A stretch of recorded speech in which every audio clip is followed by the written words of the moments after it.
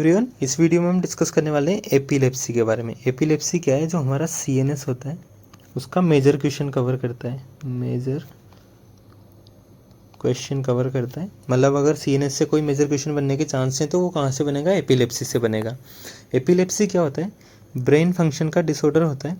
इसमें क्या होता है? सेरिब्रल डिसरिथमिया हो जाएगा। क्या हो जाएगा? सेरिब्रल डिसरिथमिया हो जाएगा। अब अगर हम एपिलेप्सी के ड्रग्स जो होते हैं उन्हें क्या बोला जाता है? Anti epileptic drugs. उसका अगर क्लासिफिकेशन की बात करें तो दो टाइप के क्लासिफिकेशन हो सकते हैं। पहला हमारे पास आएगा केमिकल क्लासिफिकेशन, दूसरा हमारे पास आएगा क्लिनिकल क्लासिफिकेशन। पहला है केमिकल, दूसरा है क्लिनिकल। केमिकल क्लासिफिकेशन में क्या होता है? जो इसका केमिकल फॉर्मुलेशन होता है उसके बेसिस पे हमने ड्रग्स को क्लासीफाई किया है। इसमें कौन कौन से क्लासिफिकेशन है? पहला है हाइड्रांटोइंस, दूसरा है बारबिचुरेट्स, तीसरा है इम्यूनो स्टिल्बिन्स, चौथा है कार्बोक्सिलिक एसिड डेरिवेटिव्स, पांचवा है सक्सीनामाइड्स, छठा है बेंजोडाइएजेपिन्स और सातवां कुछ अदर ड्रग्स इनके अलावा जो हैं। कौन कौन से? हाइड्रांटोइंस, बारबिचुरेट्स, इम्यूनोस्टिल्बिन्स, कार्बोक्सिलिक एसिड डेरिवेटिव्स, सक्सीनामाइड्स, बेंजोडाइएजेपिन्स और अदर्स। अब हाइड्रांटोइंस के एग्जाम्पल क्या क्या है हमारे पास? फिनाइटोइन और फोस्फिनाइटोइन, ये किसके एग्जाम्पल है? हाइड्रांटोइंस के एग्जाम्पल है। इसके बाद बारबिचुरेट के एग्जाम्पल क्या है? Phenobarbitone, phenobarbitone. इसके बाद इम्यूनोस्टिल्बिन्स का एग्जाम्पल क्या है? कार्बामजेपाइन और ऑक्सकार्बेजेपाइन। क्या क्या है? कार्बामेजेपाइन और ऑक्सकार्बाजेपाइन। इसके बाद कार्बोक्सिलिक एसिड डेरिवेटिव का एग्जाम्पल है सोडियम वेलप्रोएट। क्या है? Sodium valproate. अगर सक्सीनामाइड का एग्जाम्पल देखें तो क्या होगा? इथोजक्सीमाइड, इथोजक्सीमाइड। बेंजोडाइएजेपिन हमने पढ़ा हुआ है, डाइएजेपाम, लोराजेपाम, क्लोनाजेपाम, ये सब इसके एग्जाम्पल हो गए। इसके बाद अगर कुछ अदर ड्रग्स के बारे में बात करें तो क्या क्या हो सकते हैं? लोमोट्राइजिन, टोपिरामेट, गाबापेंटिन, प्रीगाबालिन और विगाबार्टिन, ये सब हो गए इसके केमिकल क्लासिफिकेशन। मतलब इसका जो केमिकल स्ट्रक्चर था उसके बेसिस पे अगर हम ड्रग्स को क्लासीफाई करें जो एपिलेप्सी में यूज़ होते हैं उन ड्रग्स को, तो ये होगा हमारे पास क्लासिफिकेशन। उसमें 7 टाइप के थे। Hydantoins, barbiturate, iminostilbenes, carboxylic acid derivative, succinimide, benzodiazepine और अदर्स, इनके एग्जाम्पल हमने देख लिए। अब अगर हम बात करें क्लिनिकल क्लासिफिकेशन, क्लिनिकल क्लासिफिकेशन में क्या होगा?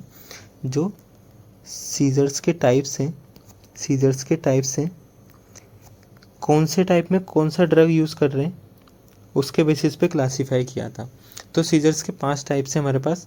जनरल टोनिक क्लोनिक सीजर, दूसरा आएगा पार्शियल सीजर, तीसरा है एब्सेंस सीजर, चौथा हमारे पास है मायोक्लोनिक सीजर और पांचवा है स्टेटस एपिलेप्टिकस। ये 5 टाइप के सीजर्स हैं एपिलेप्सी में। उसमें कौन कौन से ड्रग्स यूज़ कर रहे हैं हम उसके बेसिस पे जो डिवाइडेशन था वो होगा क्लिनिकल क्लासिफिकेशन। अब सबसे पहला आता है जनरल टोनिक क्लोनिक सीजर। इसमें कौन से ड्रग्स दे देंगे? सोडियम वेलप्रोएट, लामोट्राइजिन और कार्बामेजेपाइन। अब अगर हम बात करें पार्शियल सीजर की तो उसमें भी सेम ड्रग्स दिए जाएंगे। कौन कौन से? सोडियम वेलप्रोएट, लामोट्राइजिन और कार्बामेजेपाइन। अब अगर हम एब्सेंस सीजर की बात करें तो इसमें क्या देंगे? सोडियम वेलप्रोएट तो देंगे ही, लेकिन अब क्या देंगे हम? इथोजक्सीमाइड। क्या देंगे? इथोजक्सीमाइड। अगर मायोक्लोनिक सीजर की बात करें तो सिर्फ क्या देना है? सोडियम वेलप्रोएट देना है। अगर स्टेटस एपिलेप्टिकस हो, अगर स्टेटस एपिलेप्टिकस हो जो सबसे ज़्यादा इंपॉर्टेंट है, इस पर अलग से भी क्वेश्चन बनता है, तो हम क्या देंगे? लोराजेपाम, डाइएजेपाम, फोस्फिनाइटोइन, फिनाइटोइन और फिनोबार्बिटोन। मतलब क्या देंगे?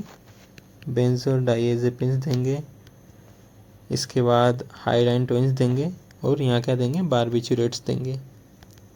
बारबिचुरेट्स मेनली ये सब क्या आते हैं? सीडेटिव्स और हिप्नोटिक्स, सीडेटिव्स और हिप्नोटिक्स, ये सब हमने पढ़े हुए हैं सीएनएस के लेक्चर 1 में।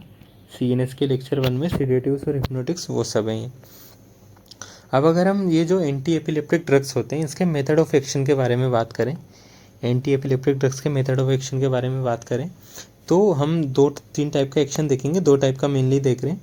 कौन कौन से होते हैं? अगर मान लो फिनाइटोइन, सोडियम वेलप्रोएट, कार्बामेजेपाइन, लोमाट्राइजिन, टोपिरामेट और फोस्फिनाइटोइन, इन सब का मेथड ऑफ एक्शन देखें तो क्या करेंगे ये लोग बाइंड करते हैं वोल्टेज गेटेड सोडियम चैनल से। अब अगर आपने मेरा लोकल एनेस्थेटिक ड्रग्स का लेक्चर देखा है तो आप समझ गए होंगे ये लोकल एनेस्थीसिया का भी मैकेनिज्म ऑफ एक्शन यही होता है। ये हमने सीएनएस का लेक्चर 3 में पढ़ा था, सीएनएस के लेक्चर 3 में हमने पढ़ा था लोकल एनेस्थेटिक ड्रग्स।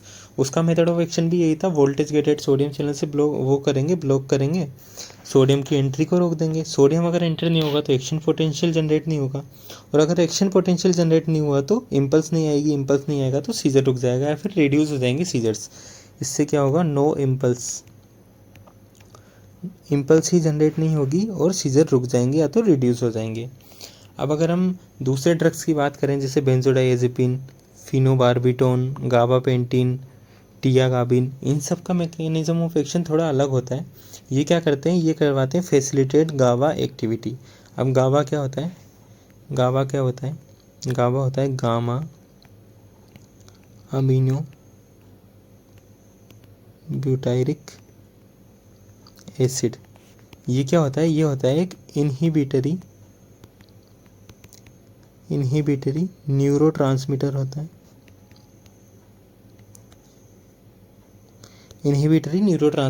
मतलब इनहिबिशन करवाता है, इसका बेसिक मैकेनिज्म यही होता है। अब ये सारे ड्रग्स क्या करवाएंगे, इसकी एक्टिविटी को फैसिलिटेट करवाते हैं, गाबा की एक्टिविटी को। उससे क्या होगा, इनहिबिशन बढ़ेगा। इनहिबिशन कैसे बढ़ता है, ये अगर आपने सिडेटिव और हिप्नोटिक्स का लेक्चर देखा है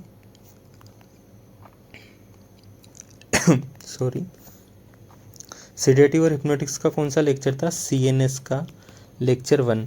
तो उनका जो मैकेनिज्म ऑफ एक्शन ये सिमिलर मैकेनिज्म ऑफ एक्शन होगा। क्यों, क्योंकि बेंजोडाइएज़ेपिन और फिनोबार्बिटोन ये सिडेटिव और हिप्नोटिक्स के ही एग्जाम्पल हैं। तो ये क्या करवाते हैं, गाबा एक्टिविटी को बढ़ाते हैं। कैसे, क्लोरीन का कंडक्शन बढ़ाएंगे। कैसे बढ़वाते हैं, या तो फ्रीक्वेंसी बढ़ा देंगे या तो ड्यूरेशन बढ़ा देंगे। फ्रीक्वेंसी और ड्यूरेशन का क्या सीन है, ये हमने पढ़ा था सेडेटिव और हिप्नोटिक्स में। अगर आपने वो नहीं देखा तो पहले वो जाके देख लें। अब क्लोरीन का कंडक्शन बढ़ गया, इससे क्या होगा, हाइपर पोलराइजेशन होगा। हाइपर पोलराइजेशन से क्या होगा, न्यूरल एक्साइटेबिलिटी कम हो जाएगी। हाइपर पोलराइजेशन होने से क्या होगा, एक्साइटेबिलिटी न्यूरॉन की कम हो जाएगी और एंटी एपिलेप्टिक इफेक्ट आएगा। या तो डिप्रेसेंट इफेक्ट आएगा। ये हो गया मैकेनिज्म ऑफ एक्शन किस का, जो भी हमारे एंटी एपिलेप्टिक ड्रग्स थे। अब कुछ एंटी एपिलेप्टिक ड्रग्स हैं, स्पेसिफिकली फिनाइटोइन, इथोजक्सिमाइड और वेलप्रोइट। इनके बारे में कुछ पॉइंट्स हमें याद रखने, जैसे फिनाइटोइन का एडवर्स इफेक्ट हमें याद रखना है। फिनाइटोइन का एडवर्स इफेक्ट के लिए एक ट्रिक होती है, क्या ट्रिक है, 5H। अब 5H कौन कौन से, हाइपरट्रोपी और हाइपरप्लेजिया ऑफ गम्स, मतलब हाइपरट्रोफी ऑफ गम्स और हाइपरप्लेजिया ऑफ गम्स, ये हो गया 2H। इसके बाद हाइपर सेंसिटिविटी, हाइपरग्लाइसेमिया और हाइपोकैल्सीमिया। देखो यहाँ पर हाइपो है, सब जगह हाइपर हाइपर हाइपर हाइपर था। 5वां H क्या होगा, हाइपोकैल्सीमिया। तो फिनाइटोइन के एडवर्स इफेक्ट की ट्रिक क्या होगी, 5H। 5H क्या क्या हो सकते हैं, hypertrophy, hyperplasia of gums, hyper sensitivity, hyperglycaemia और हाइपोकैल्सीमिया। उसके अलावा हाई कंसंट्रेशन पे और क्या क्या एडवर्स इफेक्ट हो सकते हैं, ataxia, tremor, headache, hypotension, arrhythmia, nausea और वोमिटिंग, ये सब इसके एडवर्स इफेक्ट हो सकते हैं। इसके बाद इथोजुक्सिमाइड के बारे में क्या बात याद रखनी है, ये कैल्शियम चैनल ब्लॉकर होता है। कैल्शियम चैनल ब्लॉकर भी 2 टाइप के होते हैं। तो ये कौन सा वाला होता है, टी टाइप। ये कौन सा होता है, T type calcium channel blocker. Ethosuximide कौन सा होता है, कैल्शियम चैनल ब्लॉकर होता है, कौन सा, टी टाइप। इसके बाद तीसरा जो ड्रग है जो हमें याद रखना है वो है वेलप्रोइट। वेलप्रोइट का क्या याद रखना है, एडवर्स इफेक्ट। इसकी ट्रिक क्या है, इसकी भी ट्रिक है वेलप्रोइट, जो इसका नाम है वो इसकी ट्रिक है VALPROATE, एग्जैक्ट यही। इसका फुल फॉर्म क्या होगा, vomiting, anorexia, liver hepatitis, pancreatitis, rashes हो सकते हैं, एलोपिया हो सकता है, टेरेटोजेनिसिटी हो सकती है और एलिवेटेड लीवर एंजाइम हो सकते हैं। मतलब वोमिटिंग होगा, एनोरेक्सिया, सांस लेने में दिक्कत आएगी, लीवर हेपेटाइटिस हो सकता है, पेनक्रिएटाइटिस हो सकता है, स्किन रैशेस हो सकते हैं, एलोपिया हो सकता है, टेरेटोजेनिसिटी हो सकती है, या फिर लीवर एंजाइम एलिवेट हो जाएंगे। ये हो गया हमारे पास वेलप्रोइट के एडवर्स इफेक्ट हमारे पास हो गए। तो मेनली 3 ड्रग्स के बारे में चीज़ें याद रखनी थी, फिनाइटोइन, इथोजक्सिमाइड और वेलप्रोइट। इसके बाद अगर हमसे पूछा जाए न्यूअर एंटी एपिलेप्टिक ड्रग्स कौन कौन से होते हैं, जो न्यूअर हैं एकदम लेटेस्ट एंटी एपिलेप्टिक ड्रग्स कौन से latest anti epileptic drugs? Lamotrigine, topiramate, gabapentin और प्रीगाबालिन।